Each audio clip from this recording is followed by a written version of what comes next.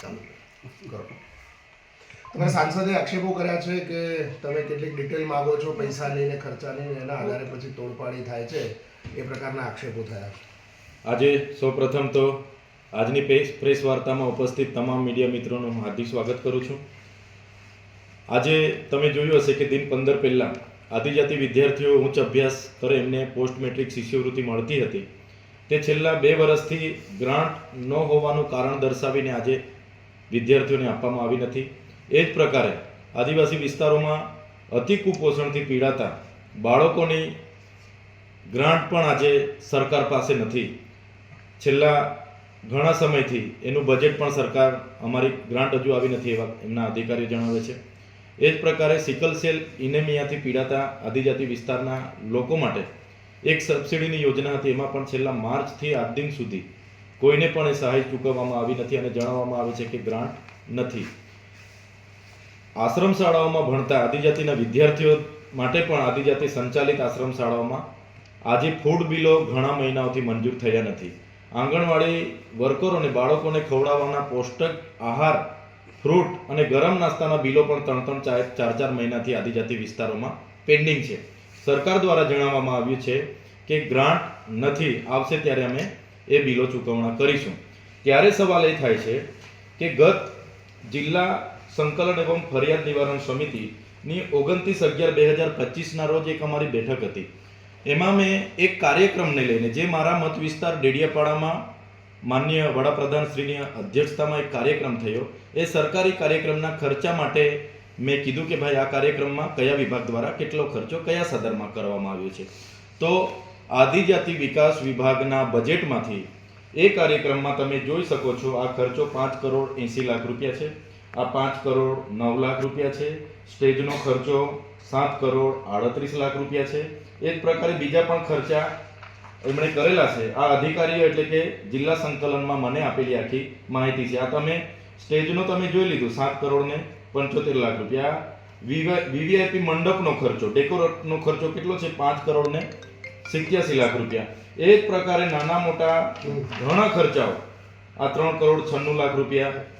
આ એ જ પ્રકારે તમે જોયું હશે કે ભાઈ પાર્કિંગ માટે તો 3,61,00,000 રૂપિયા. એ જ રીતે તમે એમ્બ્યુલન્સના ડીઝલ માટે તમે 16,00,000 રૂપિયા, 16,39,000 રૂપિયા. એ જ રીતના ટ્રોલીમાં જે ટોયલેટો લાવવામાં આવ્યા એના માટે 2,40,00,000 રૂપિયા. એ જ પ્રકારે આમંત્રિત મહેમાનો માટે બસની સુવિધા કરવામાં આવી, 1,11,00,000 રૂપિયા. એ જ પ્રકારે પીવાના પાણીનો ખર્ચો 51,96,760 રૂપિયા. એ જ પ્રકારે સ્ટેજનો ખર્ચો થઈ ગયો, મંડપનો ખર્ચો થઈ ગયો, અને ડોમનો ખર્ચો પાછો અલગ, એ પાછો 2,06,00,000 રૂપિયા. સાથે ચા નાસ્તા ફૂડ બિલ 2 કરોડ રૂપિયા. સાથે બીજું પાર્કિંગ જે માર્ગ મકાન પંચાયત દ્વારા કરવામાં આવ્યું, એના પાછા 2,51,00,000 રૂપિયા. અને તમે જોયું હશે કે ભાઈ આ પાણી પુરવઠામાં, અહીંયા એમણે પાણી પુરવઠાનો ખર્ચો આમાં 57,00,000 રૂપિયા જેવો બતાવ્યો છે. પછી એક રિસોર્ટ છે, ત્યાં દરેક રિસોર્ટના પોતપોતાના અલગ અલગ બિલો છે. ત્યાં એક રિસોર્ટ છે, એ રિસોર્ટને ચૂકવ્યા 18,00,000 રૂપિયા. એ જ પ્રકારે ડીજીવીસીએલના 1,16,00,000 રૂપિયા. એ જ પ્રકારે ત્યાં આમ જનતાને લાવવા માટે એસટી નિગમને 6 કરોડ રૂપિયા ચૂકવવામાં આવ્યા. એ જ પ્રકારની તમામ ચા કોફીના કરોડોમાં બિલ છે. એ જ પ્રકારે ફૂલ ગુચ્છાના કરોડોમાં બિલ છે. એ જ પ્રકારે ખાનગી વાહનોના ભાડું કરોડોમાં છે. એ જ પ્રકારે વીવીઆઈપી માટે હાઈટીનો બિલો એ લોકોએ કરોડોમાં મૂક્યા છે. રાત્રિ રોકાણોના બિલો એ લોકોએ કરોડોમાં મૂક્યા છે. બેનર પોસ્ટરના બિલો એ લોકોએ કરોડોમાં મૂક્યા છે. ત્યારે સવાલ એ થાય છે કે શું ચાલી રહેલું છે? આ તો માત્ર એક કાર્યક્રમના કરોડો રૂપિયાના વાઉચરો એમણે ચૂકવણા કર્યા એની વાત કરું છું. એવા તો અમારે ત્યાં 5 કાર્યક્રમો હમણાં થઈ ગયા 2 મહિનામાં. એક વિકાસ પર્વ થયો, એમાં કરોડો રૂપિયાનું લાઇટિંગ આ લોકોએ 15 દિવસ કર્યું.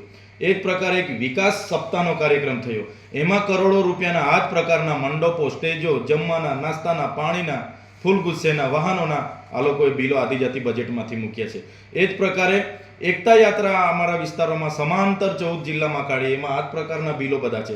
એ જ પ્રકારે હમણાં માર્ચ યુનિટી કાઢી, એમાં પણ આ જ પ્રકારના 40-50 કરોડના એક કાર્યક્રમોમાં 14 જિલ્લામાં ખર્ચાઓ કરવામાં આવ્યા છે.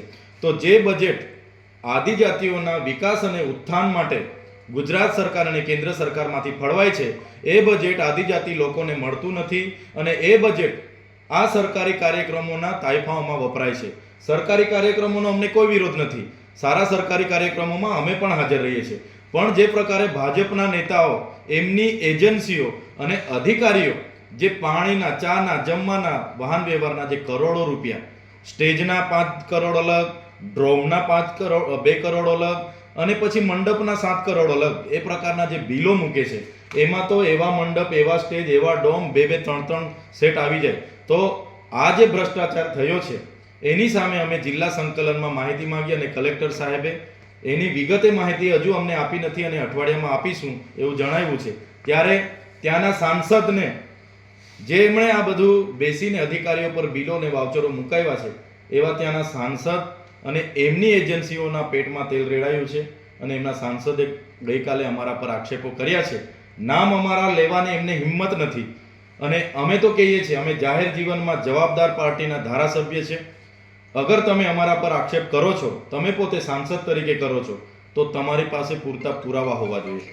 અગર તમારી પાસે પૂરતા પુરાવા નથી તો તમે આનો ખુલાસો આપો, નહીં તો અમે તમારા પર માનહાનિનો કેસ કરીશું અને અમે માનીશું કે તમે અમારા નામથી તમને ખૂબ જ તકલીફ છે અને તમે માનસિક વિકૃતિના ભોગ બનેલા છો.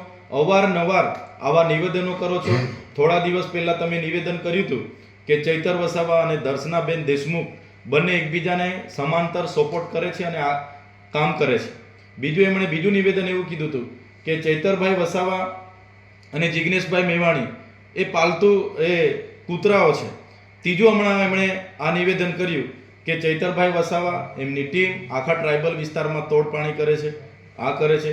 તો ભાઈ તમે આવા નિવેદનો કરો છો. હમણાં તમે 2 દિવસ પહેલા એવું કીધું કે ચૈતર વસાવાનું આખું ફંડ વિદેશમાંથી આવે છે.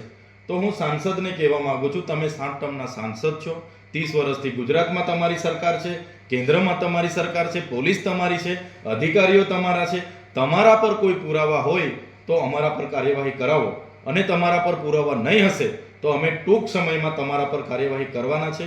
અને તમે માનસિક મોનોરોગના બીમાર છો એવું અમને લાગે છે અને જો તમે પુરાવા નહીં રજૂ કરશો તો અમે માનીશું કે તમે મનોવિકૃતિથી પીડાવ છો, તમારે મનોચિકિત્સકની સારવાર લેવાની જરૂર છે એવું અમે માનીશું. દારૂના કેસમાં એક ફરિયાદ થઈ છે, એમાં આમ આદમી પાર્ટીના પ્રમુખનો પણ કંઈક વિષય આવી રહ્યો છે, એમાં શું છે? 2 દિવસ પહેલા, અગાઉ 4 દિવસ પહેલા નર્મદા જિલ્લાના પ્રમુખ નિરંજનભાઈ વસાવાએ કેટલાક બુટલેગરોના નામજોગ મીડિયા પ્રેસ વાર્તા કરી હતી અને 2 દિવસ પહેલા એને લઈને રાજપીપળા શહેરમાં આમ આદમી પાર્ટીના જિલ્લા પ્રમુખ નિરંજનભાઈની ગાડીઓને આતરીને એમના પર બુટલેગર દ્વારા જાનલેવા હુમલો થયો. તેની પણ FIR 2 દિવસ પહેલા થઈ છે. ગત રોજ રાત્રે 8:30 વાગે પણ નિરંજનભાઈ ચિત્રોલાની નજીક મયાસી ગામમાં સભા કરીને રિટર્ન આવતા હતા, ત્યારે પણ રાજપીપળાના ભાજપ પ્રેરિત બુટલેગરોએ એમનો ઘેરો ઘાલીને એમના પર પથ્થરમારો અને જીવલેણ હથિયારોથી હુમલા કર્યા છે, જેને અમે સખત શબ્દોમાં વખોડી કાઢીએ છીએ.